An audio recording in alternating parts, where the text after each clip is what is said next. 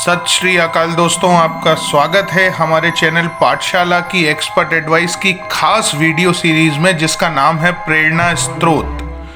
दोस्तों, ये बीता हुआ वक्त पूरी दुनिया के लिए बहुत ही मुश्किल दौर था। लोगों के व्यापार बंद हो गए, लाखों लोगों की नौकरियां चली गईं, मैंने, आपने, हर किसी ने पता नहीं क्या क्या खो दिया। लेकिन सवाल ये है कि जो खो दिया, क्या वो वाकई एक बड़ा नुकसान था? तो चलिए इसके जवाब में आज हम बात करेंगे एक ऐसी शख्सियत की जिन्हें सर्ववंश दानी यानी सर्ववंश दानी भी कहा जाता है, जिन्होंने केवल धर्म और मानवता की रक्षा के लिए बिना अपने पराये का भेद किए अपने पूरे वंश का बलिदान भी हंसते हंसते स्वीकार कर लिया। जी हाँ, हम बात कर रहे हैं खालसा पंथ के संस्थापक और सिखों के 10वें गुरु श्री सद्गुरु गोविंद सिंह जी के बारे में। और मेरा विश्वास है कि इस वीडियो को देखने के बाद जिंदगी को लेकर आपका नजरिया बदल जाएगा। दोस्तों, इस वीडियो में बेसिकली हम 3 बातों पर फोकस करेंगे। पहला, कौन हैं गुरु गोविंद सिंह जी? दूसरा, ऐसी कौन सी बातें हैं जो आपको पूर्ण पुरुष बनाती हैं? और तीसरा, कि गुरु गोविंद सिंह जी की टीचिंग्स में से वो खास बातें कौन सी हैं जिन्हें अगर आपने अपने अंदर उतार लिया तो आपका जीवन और भी अधिक सार्थक हो जाएगा। तो चलिए आपका परिचय कराते हैं एक सच्चे पूर्ण पुरुष से। दोस्तों, सिखों के 9वें गुरु हिंद की चादर श्री गुरु तेग बहादुर और माता गुजरी के पुत्र गोविंद राय का जन्म पौष मास के शुक्ल पक्ष की सप्तमी तिथि को विक्रम संवत 1723 अर्थात सन 1666 में बिहार के पटना जिले में हुआ। यही स्थान आज तखत श्री पटना साहिब कहलाता है। आपके जीवन के शुरुआती 4 वर्ष इसी स्थान पर बीते। इसके बाद आप चक्कनानकी आ गए, जहां आपकी शिक्षा आरंभ हुई। शिक्षा के साथ आपने यहाँ युद्ध कौशल भी सीखा। यही स्थान आज आनंदपुर साहिब कहलाता है। एक दिन आपके पिता गुरु श्री तेग बहादुर जी के पास कुछ लोग फरियाद लेकर आए कि कश्मीरी पंडितों का जबरन धर्म परिवर्तन कराया जा रहा है और शर्त यह रखी गई है कि किसी ऐसे महापुरुष को लेकर आओ जो इस अधर्म को स्वीकार न करने पर अपने प्राणों का बलिदान करने के लिए भी तैयार हो। इस समय गुरु गोविंद सिंह जी की आयु मात्र 9 वर्ष ही थी। इस छोटे से बालक ने निडर होकर अपने पिता श्री गुरु तेग बहादुर से कहा कि आपसे बड़ा महापुरुष और कौन हो सकता है। दोस्तों, कश्मीरी पंडितों की सहायता करने और स्वयं इस्लाम स्वीकार न करने पर सन 1665 में औरंगजेब ने दिल्ली के चांदनी चौक में सार्वजनिक रूप से आपके पिता श्री गुरु तेग बहादुर जी का सर कलम करवा दिया। पिता के शहीद होने के बाद आप सन 1676 सिखों के 10वें गुरु घोषित हुए। गुरु बनने के बाद भी आपकी शिक्षा जारी रही। आप एक महान योद्धा होने के साथ ही अच्छे कवि, भक्त, आध्यात्मिक ज्ञान के विद्वान, मौलिक चिंतक और संस्कृत, फारसी सहित कई भाषाओं के ज्ञाता भी हैं। आप विद्वानों के संरक्षक रहे हैं। आपके दरबार में 52 कवियों तथा लेखकों की उपस्थिति रहती थी। आप भक्ति और शक्ति के अद्वितीय संगम हैं, इसलिए आपको संत सिपाही भी कहा जाता है। इसके अलावा आपको बाजा वाले, कलगीधर, दशमेश आदि कई नामों से भी जाना जाता है। चलिए अब आते हैं उन उपलब्धियों पर जो आपको एक साधारण पुरुष से महापुरुष बनाती हैं। दोस्तों, सच्चे गुरु 10वीं पातशाही श्री गुरु गोविंद सिंह जी ने ही सन 1699 में बैसाखी के दिन खालसा पंथ की स्थापना की, यानी एक ऐसी सेल्फ मेड आर्मी जो हमेशा अन्याय के विरुद्ध युद्ध के लिए तैयार रहे। इसके लिए आपने पंज प्यारों को पहले 5 खालसा की उपाधि दी और पंच का, जिसमें केश, कंघा, कृपाण, कड़ा और कचेरा आते हैं, इसका महत्व खालसा के लिए समझाया। आपने गुरु ग्रंथ साहिब को पूरा किया और उन्हें गुरु रूप में सुशोभित किया। विचित्र नाटक या विचित्र नाटक को आपकी आत्मकथा माना जाता है और आपकी अद्भुत रचनाओं के संकलन का नाम दशम ग्रंथ है। आपने धर्म की रक्षा के लिए 14 से भी अधिक भीषण युद्ध लड़े, जिसमें नादौन की लड़ाई, भंगानी के युद्ध, आनंदपुर की लड़ाई और चमकौर के युद्ध में मुगल सेना को बुरी तरह पराजित किया और अपने अदम्य साहस और युद्ध कौशल का परिचय दिया। दोस्तों, गुरु गोविंद सिंह जी मन से इतने दयालु थे कि किसी इंसान तो दूर की बात, किसी जानवर या परिंदे के दर्द से भी उन्हें दुख होता था। लेकिन धर्म रक्षा की राह में उनके साहस का परिचय इस घटना से मिलता है कि सन 1704 में आनंदपुर साहिब युद्ध के बाद मुगलों द्वारा संधि प्रस्ताव भेज उन्हें किला छोड़कर जाने को कहा गया, और जब गुरुजी का काफिला बीच रास्ते में था तो धोखे से मुगलों ने अचानक आक्रमण कर दिया। इस आक्रमण में उनका परिवार बिछड़ गया।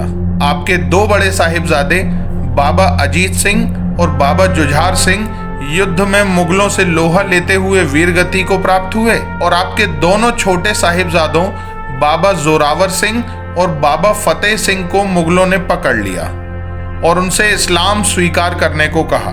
5 वर्ष और 8 वर्ष की आयु के दोनों साहिबजादों ने बहादुरी के साथ मना कर दिया, और इसका अंजाम यह हुआ कि उन्हें जिंदा दीवार में चुनवा दिया गया। अपने पोतों का हाल सुन आपकी माताजी ने महासमाधि ले ली। जब यह बात गुरुजी को पता चली तो उन्होंने औरंगजेब को एक जफरनामा यानी विजय की चिट्ठी लिखी और चेतावनी दी कि तेरा साम्राज्य नष्ट करने के लिए खालसा तैयार हो चुका है। इसके बाद 1705 में मुक्तसर नामक स्थान पर मुगलों से भयानक युद्ध हुआ, जिसमें गुरुजी की विजय हुई। इसके बाद बर्बर वजीर खान ने 2 अफगानी पठान गुरुजी के पीछे लगा दिए, जिन्होंने मौका मिलने पर कायरतापूर्वक उस समय जब गुरुजी अपने तंबू में थे उन पर धोखे से हमला किया, और सन 1708 में नांदेड़ साहिब में गुरुजी दिव्य ज्योति में लीन हो गए। अपने अंत समय में आपने सिखों को गुरु ग्रंथ साहिब को अपना गुरु मानने को कहा, व आपने खुद भी माथा टेका। दोस्तों, गुरु गोविंद सिंह जी के बारे में लाला दौलत राय, जो एक आर्य समाजी हैं, वो लिखते हैं, यदि मैं चाहता तो किसी भी अन्य महापुरुष के बारे में काफ़ी कुछ लिख सकता था, परंतु पूर्ण पुरुष के सभी गुण मुझे केवल गुरु गोविंद सिंह जी में ही मिलते हैं। उन्होंने गुरु जी पर एक पूर्ण पुरुष के नाम से अच्छी पुस्तक भी लिखी है। इसी प्रकार मोहम्मद अब्दुल लतीफ़ ने लिखा है कि जब मैं गुरु गोविंद सिंह के व्यक्तित्व के बारे में सोचता हूँ तो मुझे समझ में नहीं आता कि उनके किस पहलू का वर्णन करूं। वे कभी मुझे महाराजा धीराज दिखते हैं, कभी महादानी और कभी सद्गुरु नजर आते हैं। दोस्तों, गुरु साहब की प्रमुख रचनाएं जो अद्भुत ज्ञान का भंडार हैं वो इस प्रकार हैं: जाप साहिब, अकाल उस्तत, बचित्तर नाटक, श्री चंडी चरित्र, शास्त्र नाममाला, जफरनामा, खालसा महिमा, अथ पंख्या चरित्र लिख्यते। और अब इसके बाद इस वीडियो में हम अपने आखिरी और सबसे खास सेगमेंट की ओर बढ़ते हैं कि 10वीं पातशाही श्री गुरु गोविंद सिंह जी की वो कौन सी टीचिंग्स हैं जिन्हें अपने भीतर उतारने से जिंदगी को और भी बेहतर और सार्थक बनाया जा सकता है। पहला सबक: भय काहू को देत नहीं, नहीं भय मानत आन। दोस्तों, ये बहुत बड़ा सबक है। अगर ध्यान से सोचें, हम सबकी जिंदगी में फियर फैक्टर एक बड़ा गेम चेंजर होता है, और गुरु साहब कहते हैं कि अगर आप सच्चे हैं तो आपको किसी भी सिचुएशन में डरने की कोई ज़रूरत ही नहीं है, और साथ ही कभी गलती से भी किसी कमज़ोर को डराना नहीं है। दूसरा सबक: चिड़िया नाल जे बाज लड़ावा, गीदड़ा नऊ में शेर बनावा, 1.25 लाख नाल एक लड़ावा, ता गोविंद सिंह नाम धरावा। दोस्तों, गुरु गोविंद सिंह जी ने अपनी इन पंक्तियों को चरितार्थ किया है। चमकौर के ऐतिहासिक युद्ध में मात्र 40 खालसा सिपाहियों ने 10 लाख सैनिकों की मुगल सेना को धूल चटा दी थी, और ये हो पाया गुरु जी के आत्मविश्वास की बदौलत। अर्थात जिंदगी में कितनी भी कॉम्प्लिकेटेड सिचुएशन क्यों ना आ जाए, आपको अपना सेल्फ कॉन्फिडेंस बनाकर रखना है। याद रखिए, दुनिया की कोई भी ताकत आपको सिर्फ तब हरा सकती है जब आप हार मान लेते हैं। तीसरा सबक, कम करन विच दरीदार नहीं करना। दोस्तों, मुश्किल वक्त हर किसी की जिंदगी में आता है, लेकिन आप जो भी काम करते हैं उसे कड़ी मेहनत से कीजिए, उसमें कोताही नहीं बरतनी है। अगर आप पूरी शिद्दत से जुटे रहते हैं तो सफलता के एक दरवाजे के बंद होने पर 2 नए दरवाजे आपके लिए खुल जाएंगे। बस आपको डटे रहना है। चौथा सबक, धन जवानी ते कुल जात दा अभिमान ना करना। आपके पास कितनी भी खूबियां क्यों ना हो, लेकिन घमंड एक ऐसा जहर है जो आपकी सारी खूबियों को निगल सकता है। आपके पास जो भी है वो रब्दी मेहर है, पर इसका घमंड कभी नहीं करना है। पांचवा सबक, किसी दी निंदा चुगली अते ईर्खा न करना। एक बड़ी पुरानी कहावत है जो हम सभी ने सुनी है कि जब हम किसी की तरफ एक उंगली उठाते हैं तो हमारे उस हाथ की बाकी सारी उंगलियां खुद हमारी ही ओर इशारा कर रही होती हैं। दोस्तों, छोटी सी तो जिंदगी है, अब उसे दूसरों की बुराई चुगली करने में या दूसरों से जलने में खपा देने से ज़्यादा बेहतर है कि हमारे होने से किसी के चेहरे पर एक प्यारी सी स्माइल आ जाए। तो इन बुराइयों से हमेशा दूर रहें।